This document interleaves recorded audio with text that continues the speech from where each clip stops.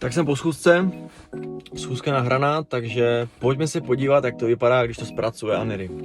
Když vás zase viděli, tak Anyry je vlastně software, který je schopný zautomatizovat to, když vložíte soubor jako vaši nahrávku ze schůzky nebo z přednášky ze školy, vložíte MP3 nebo vložíte video soubor, tak vám to přeloží a pošle vám to hotové v PDF.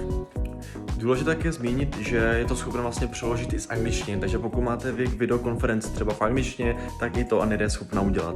Dostaneme se na web Anyry, je tam teďka 14-denní zkušební verze zdarma, tak zmáčkneme tlačítko Chci začít, vybereme si tady náš tarif, který chceme zvolit, klikneme a přesměruje to nás vlastně na platební bránu.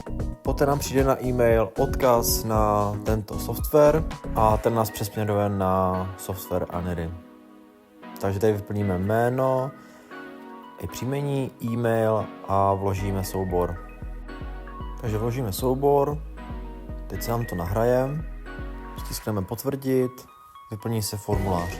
Během pár minut, záleží jak velký soubor to je, nám přijde hotový PDF do našeho e-mailu.